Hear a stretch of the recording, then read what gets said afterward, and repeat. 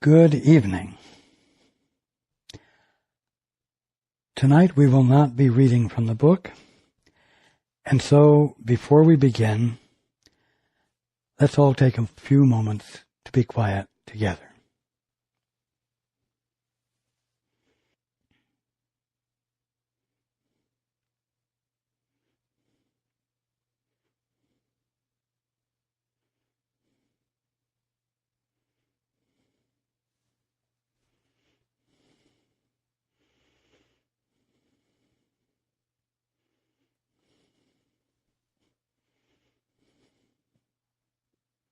Good evening, and welcome to everyone who's joining us on the internet. From time to time, some of you have said that a particular study group was just for you. It hit everything on the head so specifically that it was as though it couldn't possibly have been for anyone else but you. Well, during the last few weeks when we've been talking about self-righteousness and the practice of the holy instant, Paul has had exactly the same feeling. I managed to express the ideas in such a compelling way, or such an understandable way to him, that he was able to easily bring commitment to listening instead of thinking, to doing the two-step, and he endeavored to do that all day long, and always failed. True, there were many periods where, instead of responding himself to whatever occurred, he would check with me and listen for me to respond. But then, a simple thing like Susan saying, "Remind me to pick up some red peppers at the grocery store," and he would say, "Okay," just spontaneously, like, "No problem, I'll do that." And yet, that's not what listening is about. That's not what doing the two-step is about. Something as apparently innocuous as a remark, "Remind me to pick up some red peppers," can be all it takes to reinstate the habit of thinking for oneself and abandoning the union with one's guide, or with the Holy Spirit, or with the Father. And this happened incessantly for Paul. And it was discouraging, but nevertheless he persisted.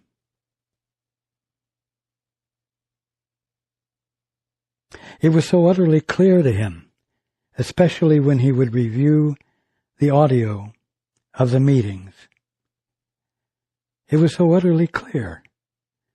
How could one not choose to listen and respond from the joining that provides the perspective of reality, the perspective where needs are met, where solutions are illuminated and problems are negated. And yet, the habit of spontaneously thinking would constantly reassert itself. In a way, it made everything I had said seem like a tease or something insincere because he couldn't do it. It didn't happen as easily as I made it sound. So, in many ways, the last few weeks were distressing. It illuminated to him just how much he needed to practice what I was teaching and illuminating. It illustrated to him, his spontaneous practice illustrated to him how consistently he got in the way of healing or revelation or illumination, and therefore the correction of problems. Nevertheless, he persisted. Then, shortly before last week's scheduled study group, a series of things happened which were such that they engaged his thinking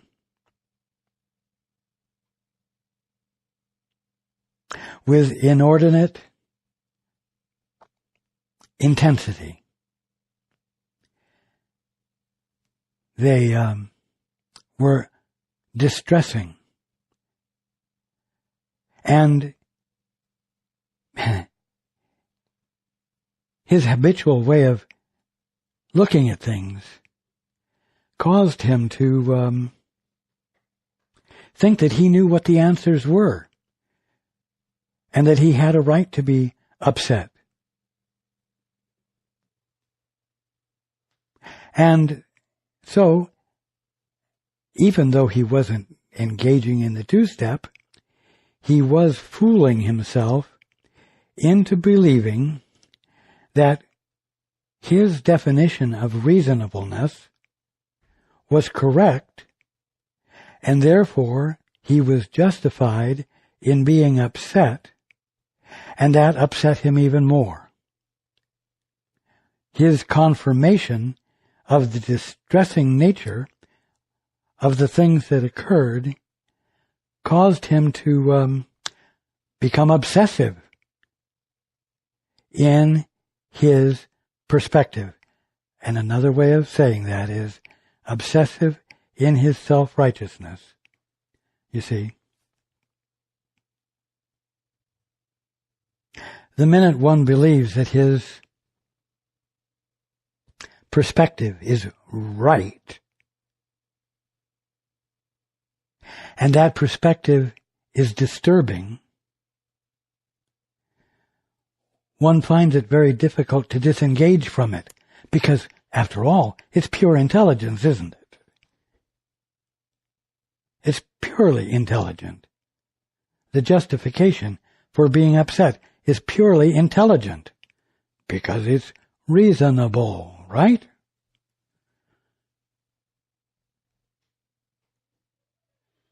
And so, his failure to be able to remain with me constantly, remembering to ask, what is the truth here?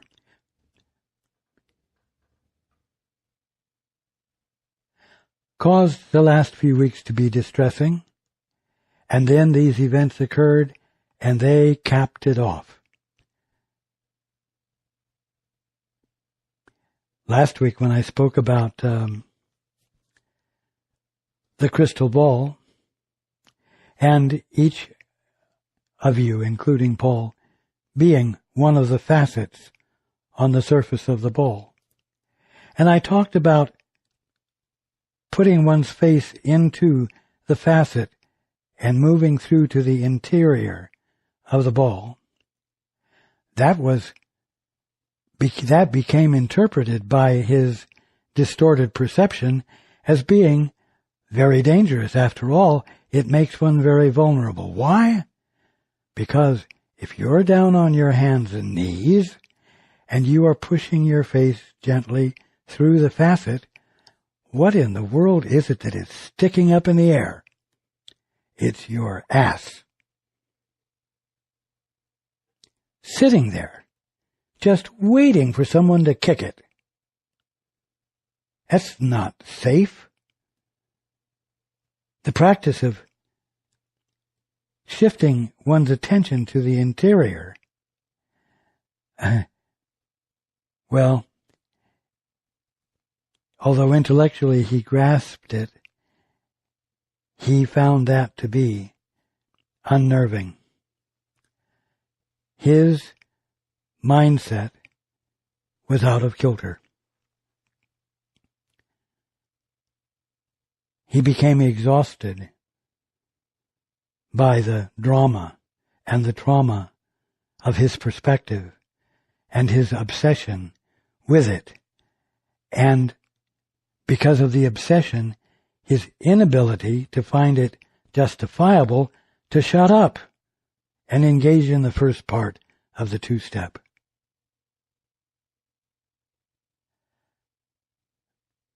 Nevertheless, he persisted. He did.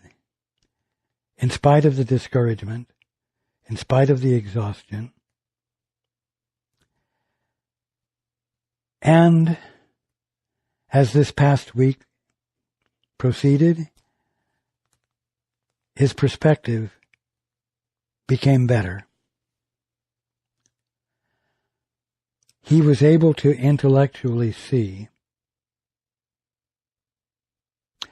that if he wasn't in his peace, he would be misinterpreting the events that happened and would try to solve them on the basis of the misinterpretation, which would never work.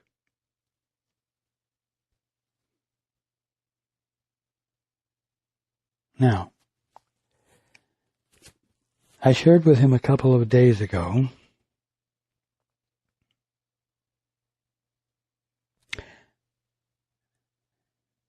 a variation of a thought that I expressed many times many years ago, that being that the only right use of will is not to use it. Except that a couple of days ago, I said it this way. I said, the right use of will, the only right use of will, is to agree with God. You see? Disagreeing with God is the wrong use of will. That is the act of self-righteousness. But the right use of will is to agree with God. That is Paul's function. That is the function of every single son and daughter of God. And how does one agree with God? By turning to God first and saying, what is the truth here? What is your perspective? And that's what Paul had been trying to do for the last few weeks in order to stay with me. Now,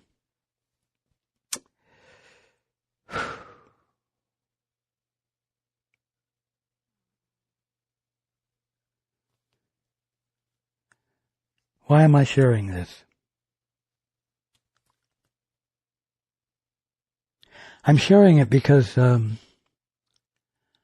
Paul has experienced not being a success at the guidance that I have shared with all of you. And, of course, that doesn't fit in with righteousness, does it?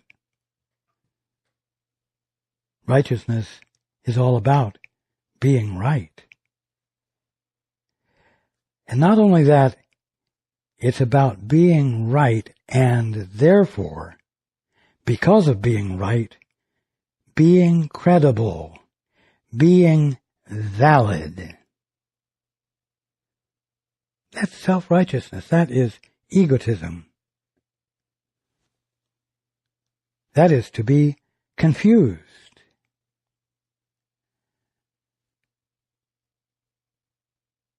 Now, Paul still finds himself, tonight, disturbed by the events that happened, even though their resolution has begun to appear when he was able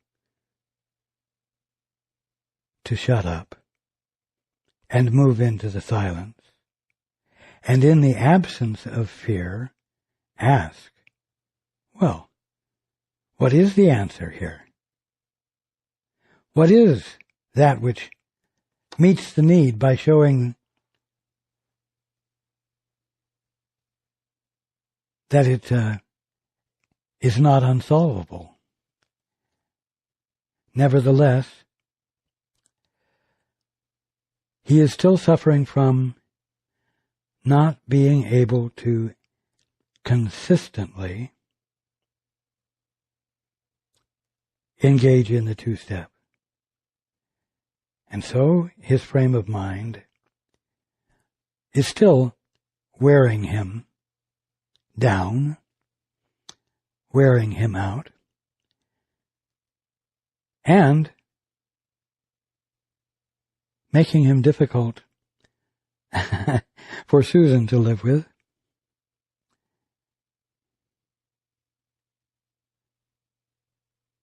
Because his fear dominates his behavior. It has taken courage for him tonight to be having the gathering. And he is hearing me quite well. And I am speaking truly to him, for him, even though what I am saying is certainly not foreign to anyone else listening. But tonight, he is managing to be joined with me. And he is willing to not be perfect. You see, one might say, and certainly Paul's ego says, well, if you've been talking with Jesus for 31 years, how come this is happening? What kind of an example are you? How do you think this will look to everyone else? As though that was important. And so I'm here to tell him that what everyone else thinks, what any of you might have opinions of about him, are irrelevant. They're sidetracks to his clarity. Because the answer will never come as a result of caring about what other people think. It will only come from caring about, we'll say, what I think, or what the Holy Spirit thinks or knows. And caring about that enough to inquire as to what it is.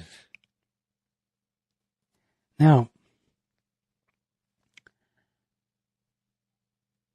because there was the idea, the self-righteous idea in Paul's mind, that he had some kind of a position to uphold in everyone's eyes, he couldn't possibly share his incapacity or his present inability to cope well with a series of apparently overwhelming things that had occurred. And so, in order to look good and not cause any negative opinions, it put him in a position of severe privacy. And you know what? Tonight I'm covering his back. And I'm covering his back by sharing his incapacity, sharing his current inability to consistently practice the two-step. It's important for him not to be alone as he is learning how to consistently stay at the point of attention to me or to the Holy Spirit, so as to stay right where the clarity can come forth, because he's not distracted by what doesn't matter. You see? I'm covering his back by sharing this with you. Now,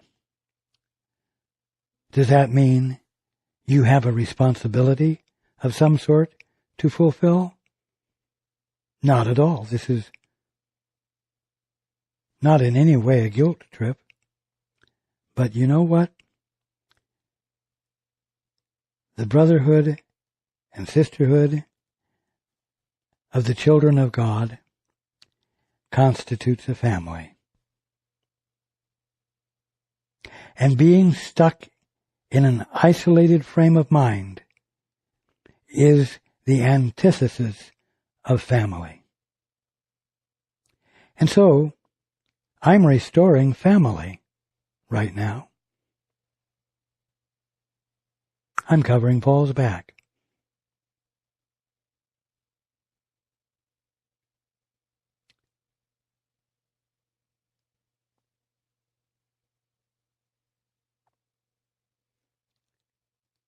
It's that simple. And that is my one and only task tonight.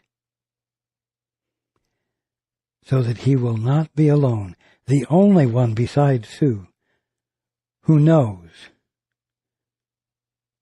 what's going on and how it seems to be undermining his sense of worth.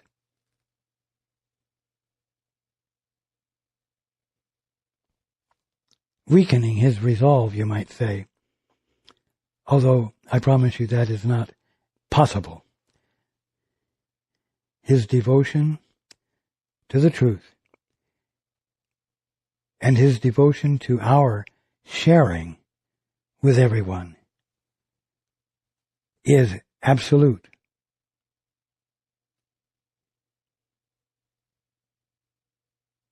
The frightening suggestion is that there may not be any way to continue doing it. But you know what? Paul knows better than that. And he knows that no matter what might change, his commitment to sharing the truth that emancipates everyone from sin, disease, and death is more important than anything else, and he will not abandon it.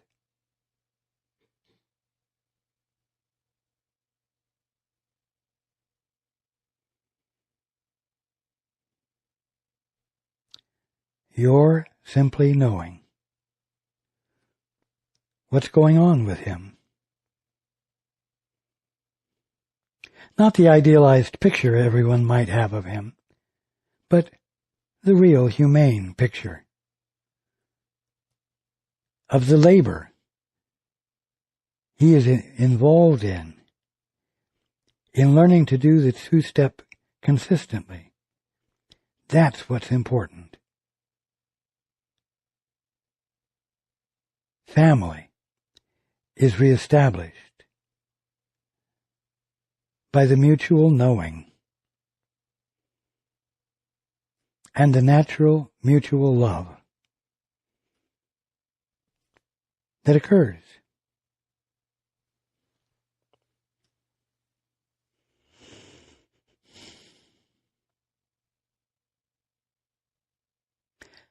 Have I spoken out of turn?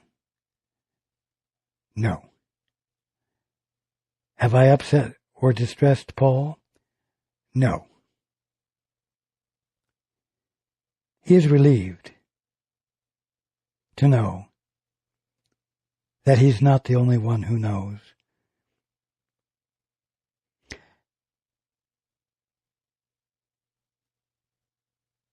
Isolation is no fun. Independence is no fun.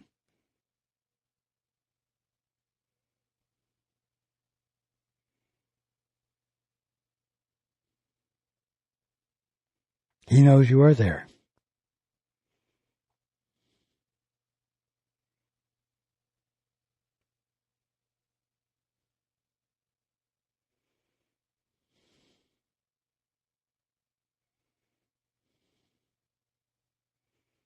And it is very meaningful to him.